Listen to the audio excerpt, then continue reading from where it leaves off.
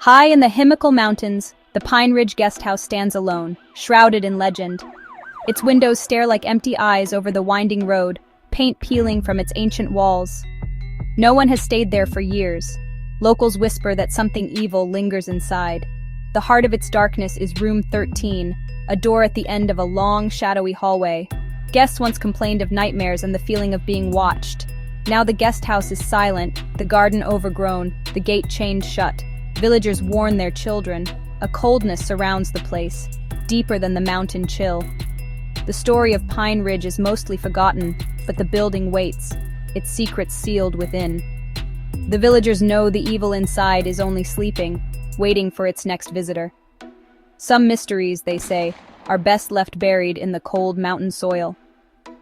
And yet, the guest house endures, daring the curious to uncover what should remain hidden. In 1997, 7 young tourists arrived at Pine Ridge, eager for adventure. The manager warned them, "Stay away from room 13. They laughed off the warning, daring each other to spend the night inside. That was the last anyone saw of them. By morning, they had vanished. No struggle, no note, just empty rooms and abandoned bags. The only clue, dark red stains on the floor and walls of room 13. The police found no bodies, no weapons, no answers. The guest house closed soon after, its reputation forever stained. Locals whispered that room 13 was a gateway to darkness, hungry for souls. The case was never solved, the files gathered dust. The legend grew. The room had claimed its victims and the guest house stood silent, holding its secret. No one dared enter again. The mystery of the vanished tourists became a warning. Some doors should never be opened. Decades later, Inspector Aryan, haunted by the unsolved case, returned to Pine Ridge. Determined to find the truth, he brought cameras, microphones, and a flashlight. He broke the lock, entered the decaying guest house, and climbed to room 13. The room was unchanged. A dusty bed, a warped table, a cruel-eyed painting on the wall.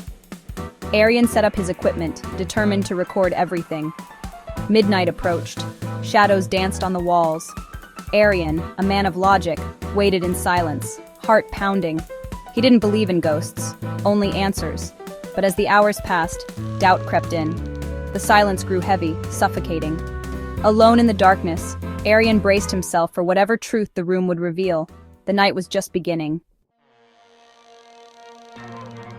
At 2:13 a.m., the hallway door slammed shut, echoing through the room. An unnatural cold swept over Aryan. His breath turned to mist. The temperature plummeted, far below freezing. Aryan's flashlight flickered over the painting. The eyes began to bleed thick, red tears. Frozen in disbelief, Aryan watched as the liquid crept down the canvas. A whisper circled the room, a voice only he could hear. "Get out! Get out!" His hands shook. Fear replaced his resolve. The room felt alive, watching, waiting. Aryan realized the evil that took the tourists was still here, awake and hungry. The silence was broken only by his ragged breathing. He was not alone. The legend was real, and Aryan was its next target.